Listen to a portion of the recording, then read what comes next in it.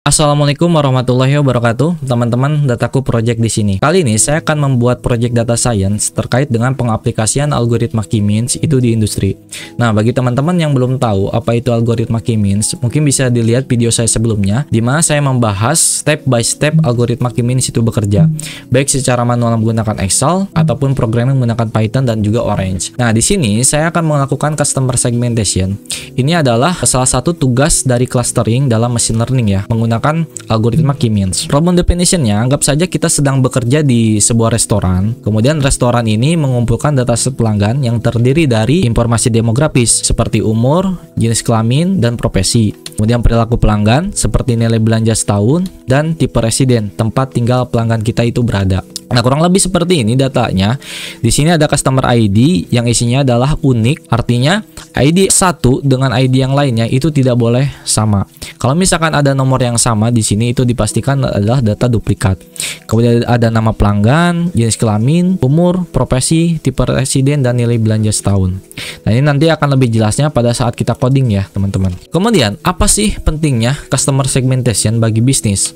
Pertama, kita dapat membuat pesan pemasaran yang lebih mengena ke tiap pelanggan.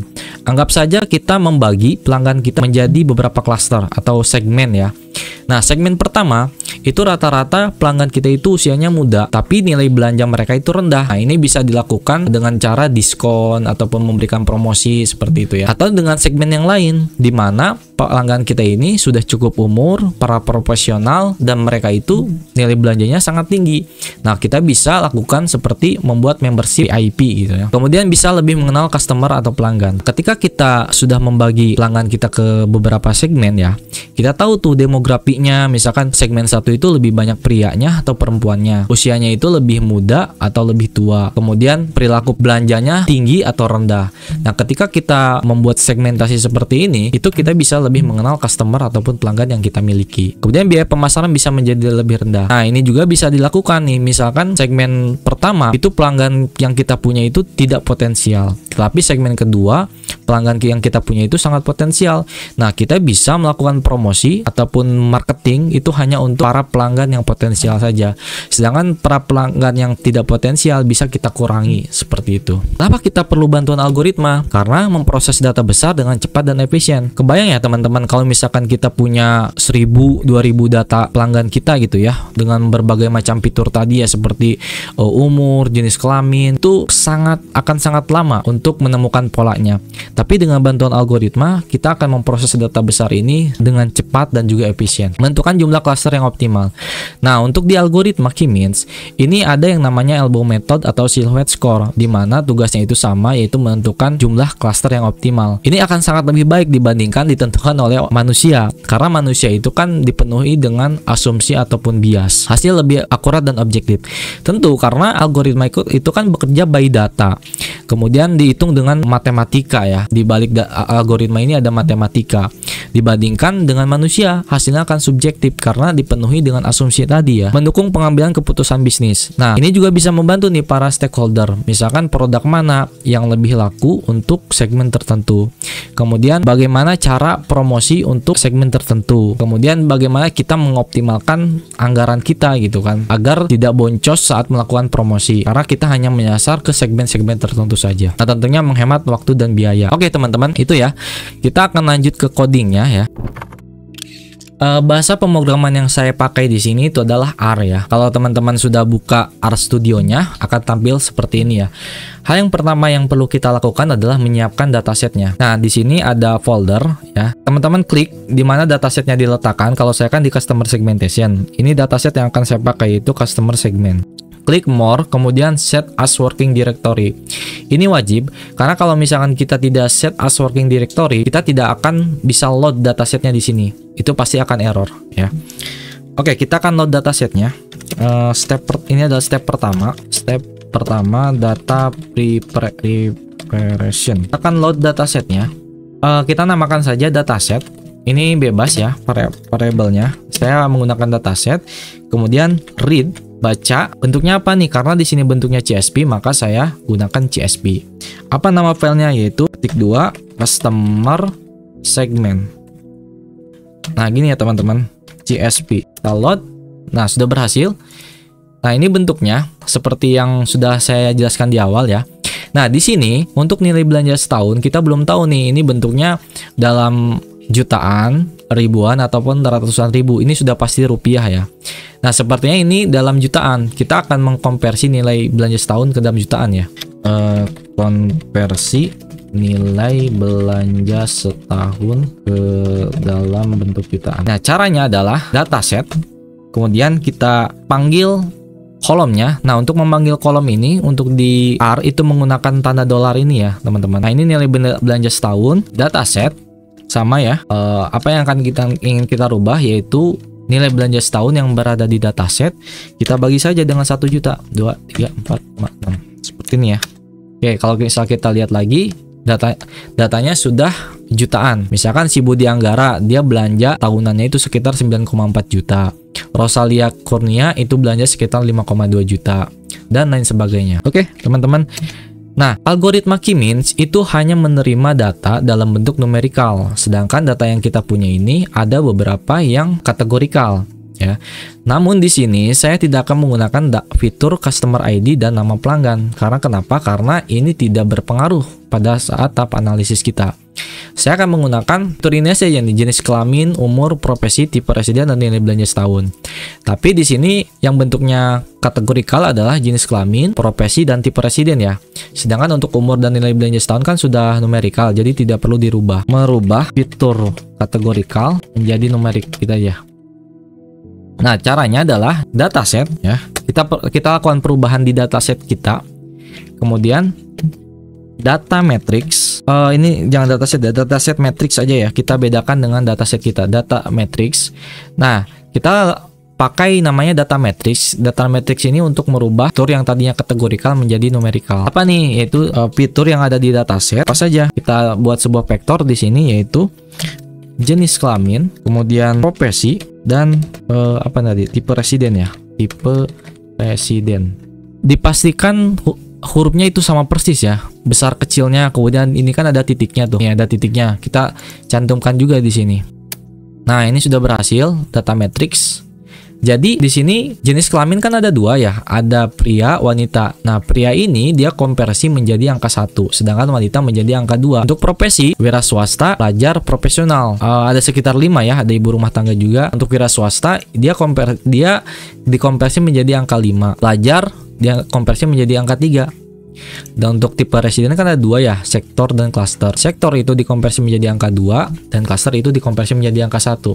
Nah, seperti itu teman-teman ya. Ini sudah berhasil. Kita gabungkan saja ya, menggabungkan dataset matrix dengan dataset original gitu aja deh. Nah, caranya adalah dataset, kita lakukan perubahan di dataset, data frame ya, dataset dan dataset matrix. Nah, seperti ini teman-teman. Nah, kalau misalkan kita lihat datasetnya di sini sudah digabungkan ya. Hasil data matrix tadi itu sudah digabungkan dengan dataset. Oke, supaya kita lebih gampang nanti pas membaca analisisnya, saya akan membuat data master ya. Membuat data master. Data master ini isinya yaitu jenis kelamin dengan jenis kelamin, kemudian profesi dengan profesi, tipe residen dengan tipe residen, agar kita tahu pria ini dikonversi menjadi angka berapa sih gitu. Untuk memudahkan pembacaan saja teman-teman. Tidak apa-apa sih sebenarnya. Saya buat namanya variabel jenis kelamin. Kita gunakan fungsi unique di sini. Unique dari dataset. Kita vektornya adalah jenis kelamin dan jenis kelamin 1. Jenis kelamin 1. Nah, nanti kalau kita eksekusi, nah seperti ini teman bentuknya nih. Pria itu dikonversi menjadi 1, wanita dikonversi menjadi 2. Begitu juga dengan yang lainnya ya. Kita rubah juga. Oh, ini bukan jenis kelamin nih, jenis. Konversi lagi deh. Gak apa-apa, punya 2 ya. Oh, ini profesi. Ini profesi.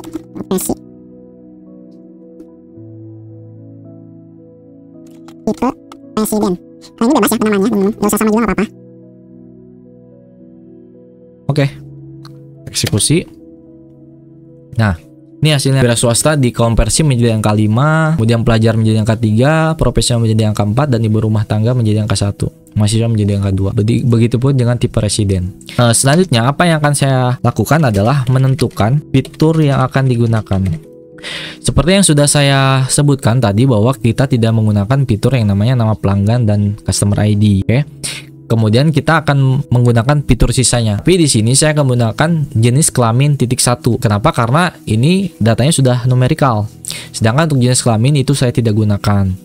Begitu juga dengan profesi. Saya menggunakan profesi titik 1 dan titik presiden titik 1. Kita buat saja sebuah list fitur yang digunakan. Oke. Sebuah vektor yaitu jenis kelamin titik 1, kemudian umur, kemudian kita gini, umur, nilai belanja tipe presiden dulu deh, tipe presiden titik 1, tadi teh apa ya, profesi, dan nilai belanja setahun, nilai belanja setahun. Oke, kita eksekusi. Nah, ini sudah dibuat sebuah vektor ya. Ini adalah fitur-fitur atau variabel-variabel yang akan kita gunakan pada saat tahap analisis. Baik, kita lanjutkan ke tahap selanjutnya ya. Step 2 mencari jumlah klaster optimal. Nah, untuk pencarian jumlah klaster ini sebenarnya bisa secara manual, kita menentukan 2 klaster, 3 klaster atau 4 klaster. Cuma memang itu sangat riskan teman-teman, karena hasil baik tidaknya hasil clustering kita itu ditentukan berapa jumlah klaster yang kita tetapkan. Oke.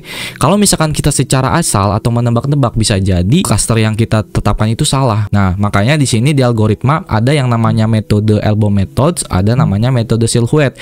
Dua-duanya sama, itu adalah sebuah perhitungan matematis di mana kedua metode ini mencari jumlah klaster optimal dari dataset kita. Jadi setiap dataset punya berbeda-beda ya dalam penentuan klasternya. Nah, nanti saya akan mencoba namanya elbow method di sini.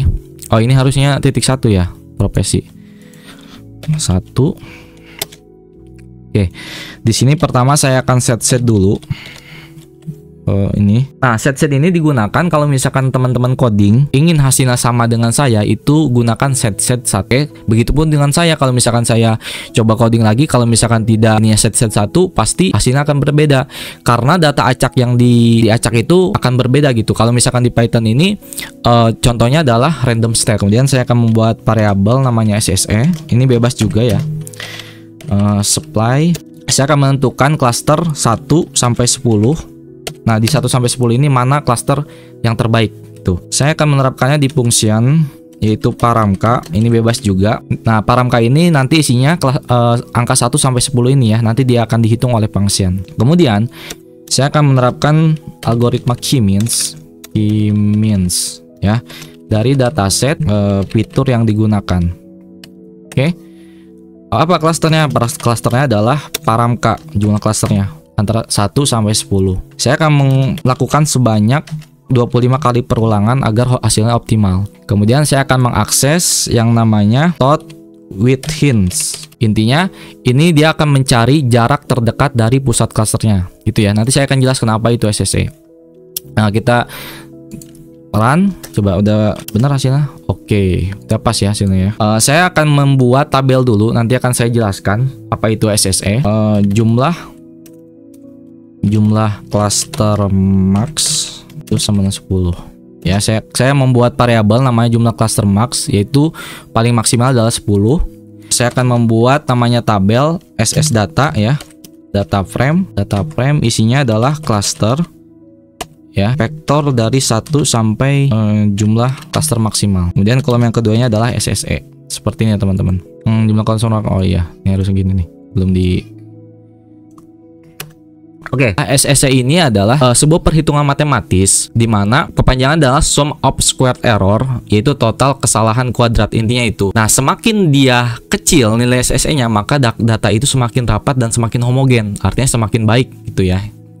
Jadi dia itu mencari seberapa dekat data itu dihitung dengan klasternya. Nah, misalkan di sini klaster 1 ini baik gak kita tentukan? Tidak, karena jumlah SSE-nya besar dan dia ada penurunan yang sangat banyak tuh ke SSE 2 sekitar 7.000. Kita tetapkan klaster 2 bagus gak? Menurut saya juga tidak, karena dia penurunannya masih signifikan dari 3.000 menjadi 1.500, sekitar 1.500 penurunannya, masih sangat jauh. Kemudian klaster 4 3 baik gak? Sama, dia juga masih penurunannya signifikan. Terus kita cari Nah, kalau begitu ya udah tentukan saja 10 cluster gitu ya. Nah, tidak juga, karena konsep dari K-means ini itu dia mencari SSE terkecil namun tidak terlalu banyak cluster. Artinya seperti itu. Makanya kita akan menggunakan namanya elbow method. Di mana nih dari 10 cluster ini yang terbaik? Ya kalau menurut saya sih antara 3 sampai 4 ya, di mana setelah angka 3 sampai 4 ini penurunannya itu tidak signifikan. Seperti itu. Nanti saya coba buat visualisasinya ya.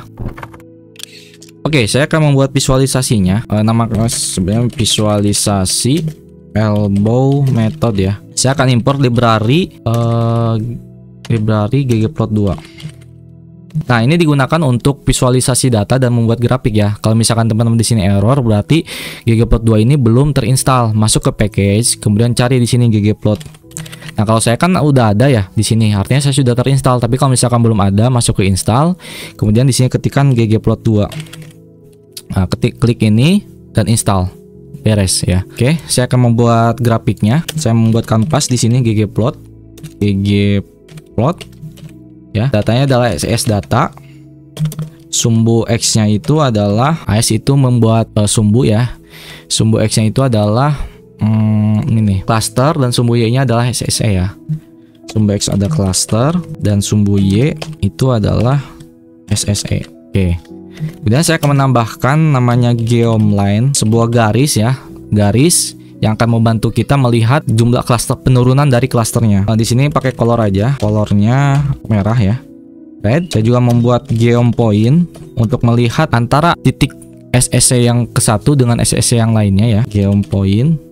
Oke, kemudian saya akan menambahkan juga judulnya YLab itu SSE, sedangkan untuk sumbu X-nya itu adalah XLab-nya itu adalah jumlah cluster. Oke, saya juga akan menambahkan namanya geom text untuk mempermudah saat kita membaca visualisasinya. Geom text, S-nya itu label ya, format, lalu SSE 2. Oke. Saya akan mengambilkan cuma 2 angka saja di belakang koma. Small 2, ini milik ini. Mengatur tinggi vertikal dan horizontalnya min 0,2 agar teksnya itu tidak menutupi geom point ini ya. Kemudian pijasnya itu 0,5. Oke. Saya juga akan menambahkan yang namanya scale X discrete. Sumbu X-nya itu saya akan atur limitnya itu hanya maksimal adalah 10. Limit Oke, 1 jumlah maksimal. Oke, kayak ini teman-teman ya. Coba kita lihat. Nah, kayak gini bentuk grafiknya ya. Nah, di sini bisa dilihat bahwa dari cluster 1 sampai ke 2 itu penurunannya sangat tajam. Artinya kita tidak disarankan membuat menjadi hanya satu cluster. Kemudian, cluster 2 juga ke cluster 3 penurunannya sangat tajam. Kita juga tidak disarankan untuk membuat 2 cluster. Nah, menurut hemat saya di sini itu adalah cluster 3 dan 4 karena sesuai dengan visualisasi elbow method ya. Elbow method itu dia mengambil sikunya ya. Kan gini ya. Dia mengambil sikunya antara 3 dan 4. Tapi di sini karena 3 itu masih penurunannya sangat tinggi ya, ke 4 saya akan menggunakan 4 cluster. Di sini jadi untuk jumlah clusternya itu adalah K4. Oke, teman-teman. Selanjutnya apa yang akan saya lakukan adalah step 4 ya. Datanya sudah siap, jumlah clusternya juga sudah siap. Kita lanjut ke step 4. Step 3 maksudnya. Clustering dengan algoritma K-means. Oke. Nah, kita sama ya, set kita buat fungsi acak yaitu 1. Ini harus ya teman-teman. Karena kan K-means ini algoritma yang mengacak semua data. Jadi kalau misalkan di sini setnya 1, kalau misalkan teman-teman coding itu hasilnya akan sama dengan apa yang saya lakukan. Segmentasi K-means. Oke, X-nya itu adalah dataset fitur yang digunakan. Dataset fitur yang digunakan. Kemudian center ini jumlah cluster. Centersnya kita buat 4 ya. Kita buat 4. Nah, tadi itu ini ya, K-nya 4. Kemudian n star-nya sama 25. N star 25 kali perulangan agar mendapatkan hasil yang optimal. Oke, coba kita cek. K-means ini salah nih. K-means. Oke, sudah dapat ya hasilnya. Nah, kita lihat segmentasi. Oke, Ini hasilnya ya teman-teman. Nah, saya akan coba baca ya datanya. Oh ya, sebelum itu kita lihat summary datanya dulu. Summary dataset. Nah, di summary kita punya 50 dataset ya, dataset pelanggan nih. Dari 1 sampai 50 ada 50 pelanggan. Kemudian umurnya itu yang paling rendah 14 tahun dan yang paling tua itu 64 tahun. Sedangkan tipe residennya itu ada sekitar 50 karakter ya. Nilai belanja setahun itu yang paling rendah 2,7 juta dan paling maksimal itu 10,8 juta. Jenis kelamin laki-laki dan perempuan. Nah, saya akan membaca hasil dari segmentasi ini. Apa maksudnya 10? 10 itu artinya klaster 1 itu ada 10 data yang masuk ke dalam klaster 1. Yang masuk ke dalam klaster 2 itu ada 15 data, yang masuk ke dalam klaster 3 itu 9 data, dan yang masuk ke dalam klaster 4 itu ada 16 data. Nah, ini untuk untuk klaster 1 jenis kelaminnya itu rata-rata kebanyakan perempuan. Nilainya 1,7 artinya mendekati 2. Di sini kan sudah kita tentukan ya, mana data master. Saya belum ini lagi nih jenis kelamin nih. Nah, ya semakin dia mendekati 2 berarti kebanyakan perempuan. Oke, kemudian umurnya itu rata-rata 48 tahun, profesinya itu 4. Profesi itu kebanyakan adalah profesional. Oke, kemudian mana tadi? Nah, tipe residen ya itu kebanyakan adalah tipe residen. Nah, ini makanya saya buat data master ya, buat ya, kebanyakan adalah sektor. Kemudian nilai belanja setahunnya itu sekitar 6,9 juta. Itu adalah klaster pertama. Jadi bisa dibilang klaster pertama itu usianya relatif tua ya. Kemudian belanja setahunnya 6,9 juta. Kebanyakan tinggal di klaster ya dibandingkan dengan sektor. Profesinya adalah profesional. Oke. Kemudian klaster 2 itu jenis kelaminnya perempuan semua, teman-teman ya. Perempuan semua, umurnya rata-rata 20 tahun, profesinya 3,6 berarti mendekati profesional, nilai belanja setahunnya 6,1 juta. Jadi gitu ya pembacaannya ya untuk klaster mains ini. Begitu juga dengan yang lainnya. Cluster impactor artinya ini ada 50 data ya. Data ke-1 ya, data ke-1 nih. Data ke-1, indeks ke-1 itu masuk ke klaster ketiga. Indeks kedua ini masuk ke klaster kedua. Indeks ketiga itu masuk ke klaster ke-1. Itu cara hitungnya. Kemudian within cluster main. Nah, ini dikelompokkan nih. Ada cluster 1145, cluster 2366, cluster 3193 dan cluster 4359 sekian. Nah, ini yang paling terbaik itu adalah cluster 1 karena semakin dia kecil nilai sum of squared-nya, kata saya tadi ya, SS-nya itu semakin kecil, artinya datanya itu semakin homogen, semakin rapat dia dibandingkan dengan klaster-klaster yang lain. Nah, yang paling jauh itu ada di klaster 2 nih, datanya berjauhan ya, jumlah klasternya. Kemudian hasilnya 90,3, ini cukup baik ya, sangat baik bahkan 90,3%. Nah, ini available komponen. Jadi Keymains ini komponen-komponennya itu ada cluster, center, thought, switching. Nah, kita bisa akses juga ini, tapi saya tidak akan jelaskan satu persatu ya, akan sangat panjang sekali. Nah, caranya gitu ya, cara membaca hasil dari segmentasi. Baik, setelah kita mendapatkan hasil segmentasinya ya, kita akan menggabungkan hasil segmentasi ini nih ya, itu ke dataset kita. Oke, ke dataset kita yang ini. Bentar, saya hapus-hapusin dulu ini. Menggabungkan hasil clustering ke dataset. Dataset cluster, kita buat namanya cluster. Buat kolom baru, segmentasi dari cluster. Oke. Nah, jadi ini ya teman-teman ya. Tuh. Indeks ke-1 itu klasternya ketiga, indeks 2 itu klaster kedua, dan lain sebagainya. Oke. Nah, coba kita filter ya. Kita filter buat data frame baru ya. Misalkan data frame klaster ke-1 isinya klaster 1 semua. Kemudian data frame kedua isinya klaster kedua semua. Data frame ketiga isinya klaster ketiga semua gitu ya. Filter hasil clustering ke data frame. Oke. Misalkan nih saya cluster 1. Terus saya buat dataset. Kita gunakan fungsi which di sini untuk menggabungkan dataset mana cluster yang ke-1. Nah, kita lihat. Nah, ini ya. Ternyata Agus Cahyano, kemudian Antonius Winarta sampai ke Maria Hutagulang itu dia masuknya ke klaster 1 ya. Kemudian sama dengan klaster yang lainnya. Klaster 2 ini kita buat jadi 2, klaster 3 ini buat jadi 3, klaster 3 4 dan 4. Oke. Nah, ini ya. Ini Ini data-data yang masuk ke klaster ketiga. Oke. Ini data-data yang masuk ke klaster keempat. Ini data-data yang masuk ke klaster kedua. 1, 2, 3, 4. Oke. Nah, selanjutnya kita akan menamakan nih masing-masing per klaster ini. Nah, ini itu kan tadi yang masuk ke klaster 1, itu kan tadi mana tadi? Ini ya. Kebanyakan kan jenis kelaminnya perempuan. Benar ya, 1,7. Kemudian nilai belanja setahunnya itu sekitar 6,9 juta. Ya, umurnya itu rata-rata 48 tahun. Betul ya?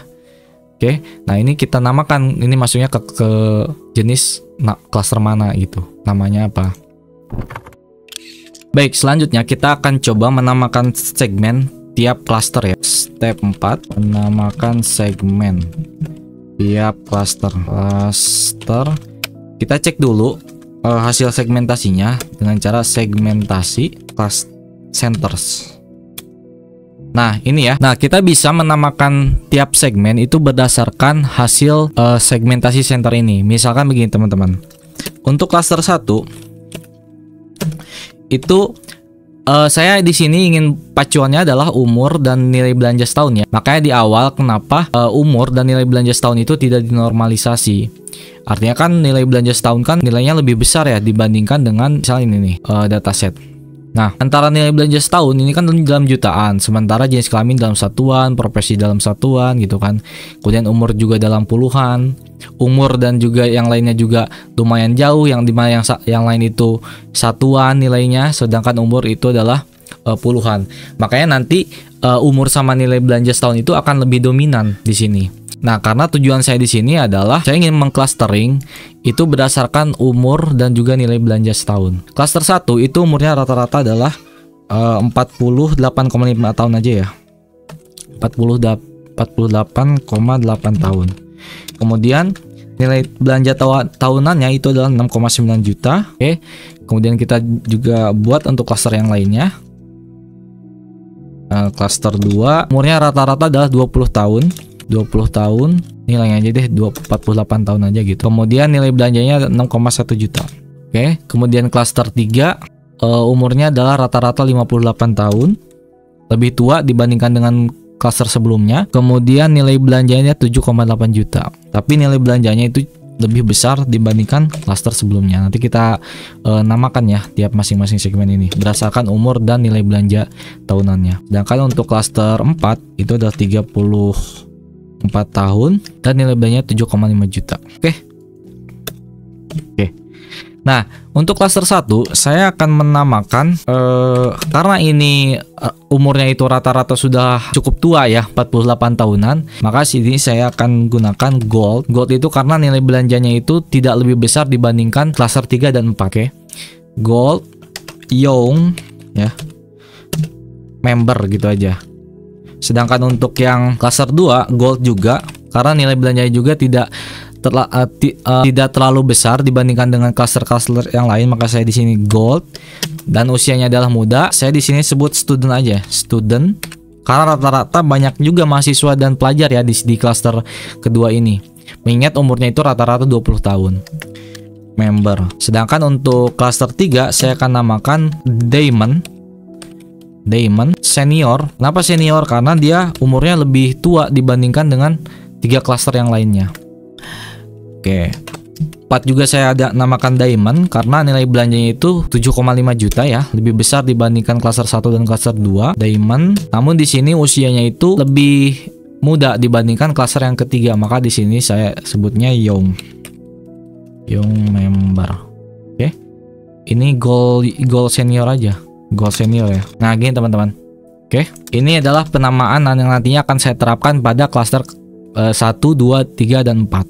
Oke ya. Sini kita buat saja customer segment gitu ya. Kita buat variabel customer segment. Kita buat data frame. Isinya itu adalah cluster. Kita buat vektor 1, 2, 3 dan cluster 4. Oke. Kemudian di sini saya namakan nama segmen. Kita buat vektor juga. Itu isinya adalah gold senior member, kemudian gold student member, kemudian diamond senior member. Kita kebawahin aja. Satu lagi adalah diamond young member. Oke. Kita eksekusi ya.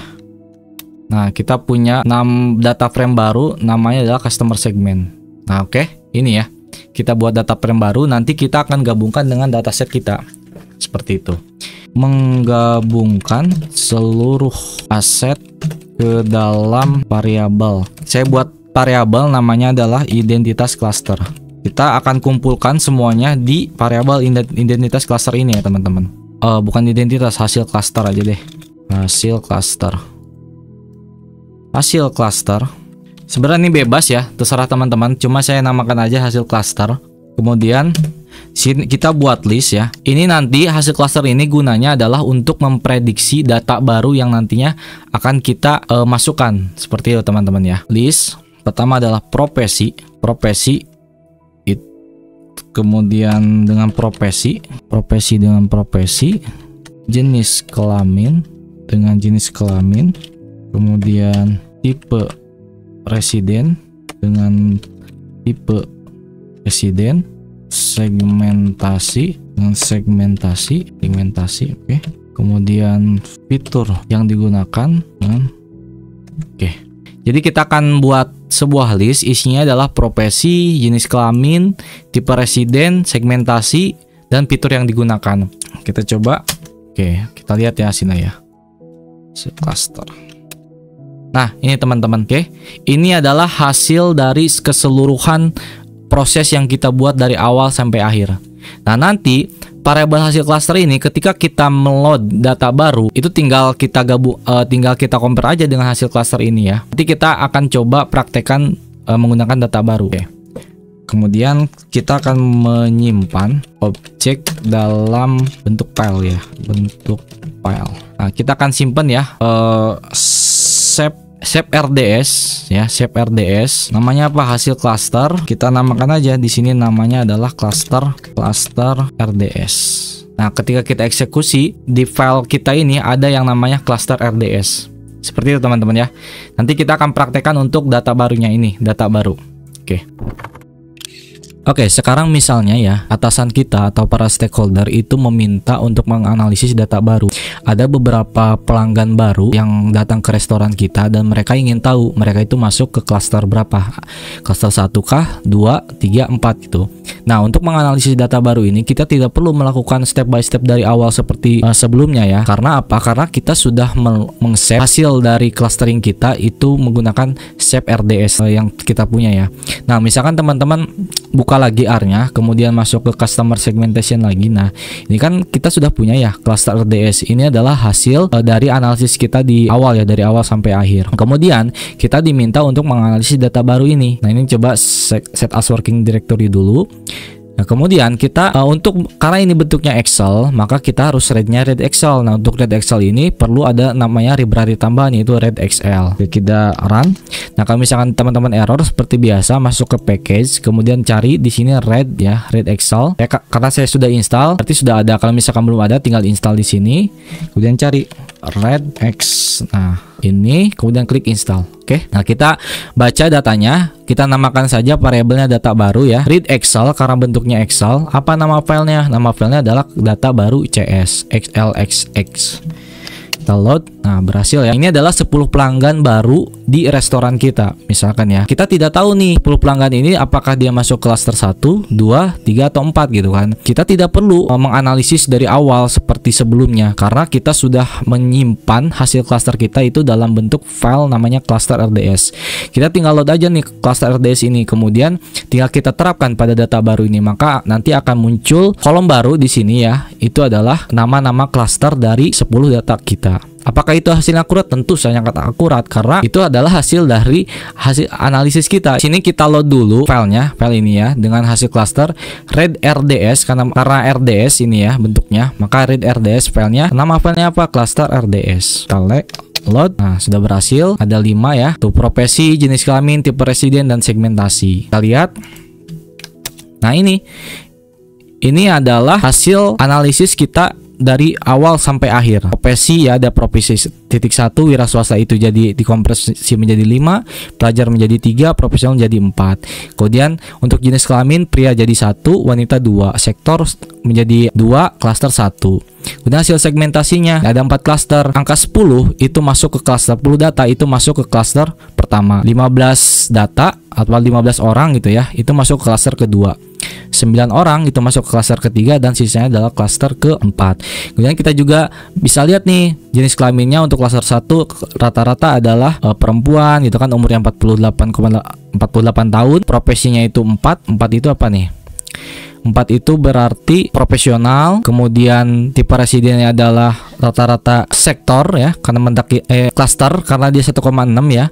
Kemudian nilai belanjanya 6,9. Ini adalah 50 data yang masuk ke dalam 4 klaster. Data pertama masuk ke klaster ketiga, data kedua masuk ke klaster kedua, data ketiga masuk klaster 1 gitu ya teman-teman ya. Nah, ini kemudian hasil SSE-nya ya. Klaster 1 145, klaster 2 366, klaster 3 193 dan klaster 4 359. Dan yang paling mirip datanya yang paling dekat itu adalah klaster 1 karena nilainya yang paling kecil. Sedangkan nilainya yang paling klaster 3 ya. Klaster 1 ya benar. Sedangkan nilainya yang paling berjauhan ya, yang kemiripannya itu tidak terlalu mirip gitu ada di klaster keempat. Oke, dan nilai hasilnya itu 90,3%. Nah, ini teman-teman udah kita bahas juga ya. Nah, ini adalah kodenya, kode untuk mencari klaster antara 1 sampai 4 untuk data baru. Jadi kita run dulu aja ya. Kita run. Nah, ini bukan error ya, teman-teman. Ini error sih, tapi biarkan saja. Coba kita lihat print data barunya. Di sini sudah terlihat ya nama per klasternya, teman-teman. Ini misalkan data baru ya. Misalkan untuk Rudy Milamar itu dia masuk klaster keempat. Rina Puspitasari umurnya 46 tahun, nilai belanja tahunan itu 9,1 juta, dia masuk ke klaster 1. Kemudian Lina Parimita umurnya 58 tahun, belanja bulannya 9,4 juta. Kemudian jenis kelaminnya itu adalah apa nih? Wanita ya, ibu rumah tangga, dia masuk klaster ketiga. Udah teman-teman, gitu aja ya untuk pengaplikasian data baru. Nah, ini emang agak ribet ya untuk sintaknya, tapi beginilah formatnya. Kalau misalkan teman-teman nanti mau kodenya, nanti langsung saja masuk ke GitHub saya ya. Oke. Selesai teman-teman.